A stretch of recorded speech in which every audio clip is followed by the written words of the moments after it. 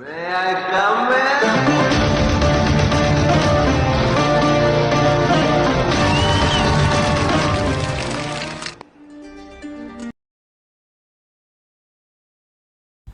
வணக்கம் நண்பர்களே, நான் உங்கள் புதுவை சுதாகர். இன்றைய தினம் நம்ம வீடியோவில் என்ன பார்க்க போறோம் அப்படின்னு பார்த்தீங்கன்னா, இசிஜில இருந்து ஹார்ட் அட்டாக்கை எப்படி கண்டுபிடிக்கிறது.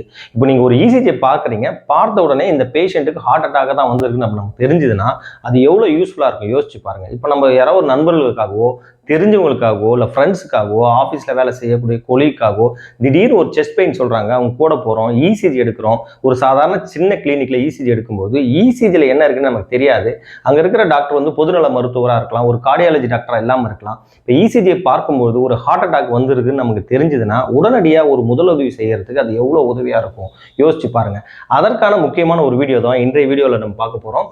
தொடர்ந்து பாருங்க. இது நம்ம சேனல் புதுவை சுதாகர். நம்ம சேனலுக்கு நீங்கள் புதுசாக இருந்தால் சப்ஸ்கிரைப் பண்ணி வச்சுக்கோங்க, உங்கள் நண்பர்களுக்கெல்லாம் ஷேர் பண்ணுங்க. நம்ம வீடியோவை பற்றின கமெண்ட்ஸ் வந்து கமெண்ட் பாக்ஸில் பதிவு பண்ணுங்க.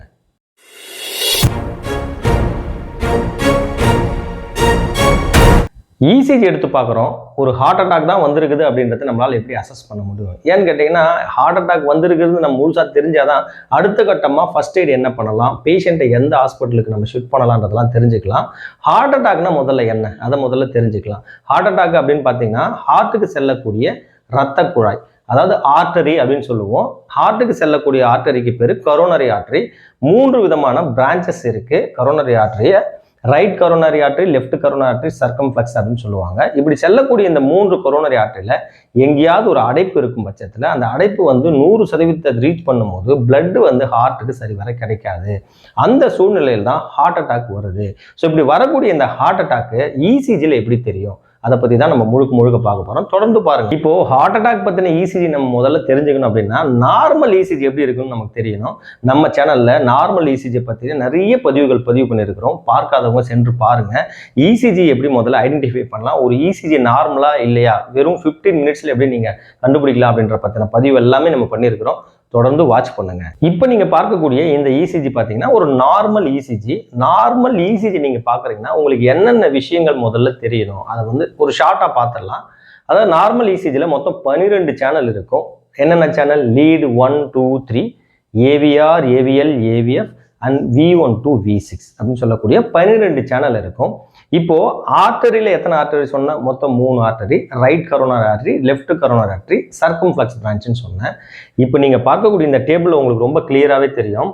அதாவது ஆர்சிஏ ரைட் கரோனரி ஆர்டரியில் ஏதாவது பிளாக் இருந்ததுன்னா ஹார்ட்டுடைய அடித்தளத்தில் தான் அது காமிக்கும். அதுதான் நம்ம இன்ஃபீரியர் வால், எம்ஐ அப்படின்னு சொல்கிறோம். எம்ஐனா மயோகார்டியல் இன்ஃபார்க்ஷன், ஹார்ட் அட்டாக் அப்படின்னு சொல்லுவாங்க டெக்னிக்கலாக. ஸோ இந்த டெக்னிக்கலாக சொல்லக்கூடிய இந்த மயோகார்டியல் இன்ஃபார்க்ஷன் வந்து ரைட் கொரோனரி ஆர்டரியில் இருந்ததுன்னா இன்ஃபீரியர் வால் எம்ஐன்னு சொல்லுவாங்க. ஹார்ட்டோட அடித்தளத்தில் தான் அந்த பிரச்சனையை காமிக்கும். ஸோ இதை இசிஜி லீடு எந்தெந்த லீடில் பார்க்கலாம்? 2, 3, ஏவிஎஃப் அப்படின்னு சொல்லக்கூடிய இந்த 3 சேனலில் பார்க்கலாம். இதை நீங்கள் ஞாபகம் வச்சுக்கோங்க. அதே போல் பார்த்தீங்கன்னா லெஃப்ட் கரோனரி ஆர்டரியில் ஏதாவது ஒரு அடைப்பு ஏற்படும் பொழுது அதை வந்து ஹார்ட்டோடைய ஆன்டீரியர் வாலில் காமிக்கும், முன்பக்க சுவர், அதாவது ஆன்டீரியரில் காமிக்கும். ஸோ ஆன்டீரியர் வால்னா இசிஜியில் எந்தெந்த லீட்லாம் ஆன்டீரியர் வால் லீடு அப்படின்றத முதல்ல நம்ம தெரிஞ்சுக்கணும். அதாவது லீடு V1லேருந்து V4, V5 வரைக்குமே ஆன்டீரியர் லீட்ஸ்ன்னு சொல்லுவாங்க. ஸோ இது வந்து ஞாபகத்தில் வச்சுக்கணும் நம்ம. அதே மாதிரி சர்க்கம்ஃப்ளெக்ஸ் அப்படின்னு சொன்னாங்கனாலே லேட்ரல் வால் எம்ஐ அப்படின்னு சொல்லுவாங்க. சர்க்கம்ஃப்ளெக்ஸ் பிரான்ச்சில் ஏதாவது ப்ராப்ளம் இருக்கும்போது ஹார்ட்டோட பக்கவாட்டு சுவரில் வந்து அது வெளிப்படும். இசிஜியோட லீடு என்னன்னு பார்த்தீங்கன்னா லீடு 1, ஏவிஎல், V5, V6 அப்படின்னு சொல்லக்கூடிய இந்த 4 லீடும் லேட்ரல் வால் லீட்ஸ். ஸோ இப்போ நம்ம என்னென்ன தெரிஞ்சுக்கணும்? ஹார்ட்டுக்கு சப்ளை பண்ணக்கூடிய 3 ஆர்டரி என்னன்னு தெரிஞ்சுக்கணும்.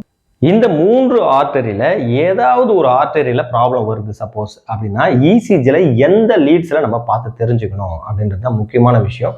ரொம்ப சிம்பிள் தான். இது மொத்தமே 3 கிளாசிஃபிகேஷன் தான். இந்த 3 கிளாசிஃபிகேஷனில் நீங்கள் தருவாக இருந்தீங்கன்னா நீங்கள் பார்க்கக்கூடிய இப்போ இசிஜி எல்லாமே ஈஸியாக நீங்களே ஐடென்டிஃபை பண்ணலாம். ஓகே, இப்போ ECG orientation, lead orientation, heart attack வரக்கூடிய இரத்த குழாய்கள், இது எல்லாத்தையும் நம்ம பார்த்துட்டோம். இப்போ அடுத்து ரொம்ப முக்கியமான ஒரு விஷயம், ஹார்ட் அட்டாக்கு இசிஜியில் எந்த பகுதியில் தெரியும்? இதை ஒரு 2 நிமிஷம் நம்ம பார்த்துட்டோம்னா அப்புறம் இசிஜி எப்படி ஐடென்டிஃபை பண்ணுறதுன்னு பார்த்துடலாம். அதாவது ஹார்ட் அட்டாக் வரும்பொழுது இசிஜியில் எஸ்டி செக்மெண்ட் அப்படின்னு சொல்லுவாங்க. இப்போ நீங்கள் பார்க்கக்கூடிய இந்த இசிஜியில் பாருங்கள், இதில் பார்த்தீங்கன்னா ஹரிசாண்டலாக இருக்குது பாருங்கள். ஒரு QRS காம்ப்ளெக்ஸ்க்கு அப்புறம் ஹரிசாண்டலாக வரக்கூடிய அந்த மெஷர்மெண்ட்டு தான் எஸ்டி செக்மெண்ட் அப்படின்னு நம்ம சொல்லுவோம். இந்த எஸ்டி செக்மெண்ட்டோட எலிவேஷன், அதாவது நார்மலாக பேஸ் லைனில் இருக்கணும், ஹரிசாண்டலாக இருக்கணும். சப்போஸ் இது எலிவேட் ஆகி இருந்ததுன்னா அதை தான் நம்ம வந்து எஸ்டி எலிவேஷன் சொல்லுவோம். இதை வச்சு தான் நம்ம வந்து ஹார்ட் அட்டாக்கையே முழுமையாக கண்டுபிடிக்க போகிறோம். அதாவது இப்போ நீங்கள் பார்க்க போகிறது 3 இசிஜி நான் காமிக்க போகிறேன். ஒன்று என்னென்னா ஆர்சிஎல் பிளாக்கு, இன்னொன்று எல்சிஎல் பிளாக்கு, தேர்ட் ஒன்று வந்து சர்க்கம்ஃப்ளெக்ஸ் பிளாக். ஸோ இது 3த்தையும் பார்த்தாலே நம்ம ஹார்ட் அட்டாக் வரக்கூடிய இசிஜியை ஈஸியாக ஐடென்டிஃபை பண்ணலாம். ஃபர்ஸ்ட் நீங்கள் இப்போ பார்க்கக்கூடிய இசிஜியில் இது வந்து ஒரு இன்ஃபீரியர் வால் எம்ஐ பேஷண்ட்டோட இசிஜி. இன்ஃபீரியர் வால்னா என்ன சொல்லியிருக்கிறேன், ஆர்சிஎல் ப்ராப்ளம் இருக்குது அப்படின்னு சொல்லிட்டு. இப்போ பாருங்கள் இந்த இசிஜியில் லீடு 2, 3 ஏவிஎஃப் 3 இடத்துலையும் எஸ்டி பாருங்கள் எந்த அளவுக்கு எலிவேட் ஆயிருக்குன்னு பாருங்கள். சப்போஸ் நீங்கள் இந்த மாதிரி ஒரு இசிஜியை பார்த்தீங்கன்னா உடனடியாக ஆஞ்சியோகிராம் பண்ணக்கூடிய ஒரு மருத்துவமனையில் கொண்டு போய் நீங்கள் சேர்க்கணும். இப்போ இன்னொரு இசிஜி காமிக்கிறேன் பாருங்க. இந்த இசிஜியில் பாருங்க லீடு 2, 3 ஏவிஎஃப்ல எந்த ப்ராப்ளமும் இல்லை.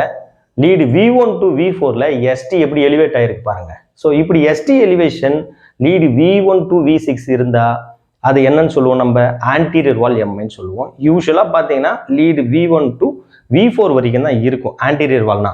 ஆனால் எக்ஸ்டென்சிவ் ஆன்டீரியர் வால்னு ஒரு வேர்டு யூஸ் பண்ணுவாங்க.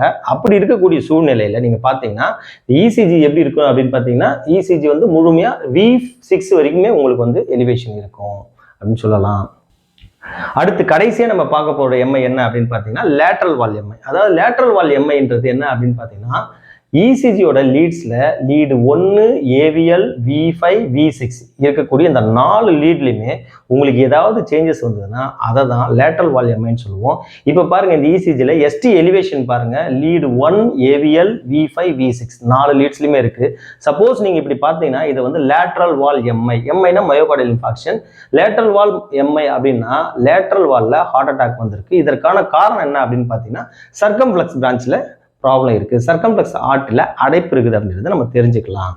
ஸோ மேஜராக பார்க்க போனோம்னா இந்த 3 ஹார்ட் அட்டாக் தான் anterior wall, inferior wall and lateral wall. இந்த 3 வாலில் ஏதாவது ஒரு வாலில் தான் ப்ராப்ளம் வரதுக்கான வாய்ப்புகள் இருக்குது. இதை மீறி நிறைய சப் கிளாசிஃபிகேஷன் இருக்குது. என்ன கிளாசிஃபிகேஷன் வந்தாலும் இந்த லீட்ஸில் தான் சேஞ்சஸ் வரும். ஸோ அப்படின்னு பார்க்க போனால் நம்ம ஈஸியாக அசஸ் பண்ணிடலான்னே சொல்லலாம். நார்மலாக ஒரு இசிஜி எடுக்கிறீங்க, பேஷண்ட்டுக்கு எஸ்டி எலிவேஷன் இந்த லீட்ஸில் எதாவது பார்த்தீங்கன்னா உடனடியாக பேஷண்ட் வந்து ஒரு நல்ல ஹார்ட் சென்டரா, அதாவது கார்டியாக் ரிசர்ச் சென்டர் இல்லை ஆஞ்சியோகிராம் பண்ணக்கூடிய ஒரு செட்டப் இருக்கக்கூடிய மருத்துவமனைக்கு அழைத்து செல்வது ரொம்ப நல்லதுன்னே சொல்லலாம். ஓகே நண்பர்களே, இந்த காணொலியிலிருந்து கண்டிப்பாக நீங்கள் ஒரு பேஷண்ட்டோட இசிஜி பார்த்தீங்கன்னா ஹார்ட் அட்டாக் இருக்கா இல்லையா அப்படின்றத அசஸ் பண்ண முடியும் உங்களால்.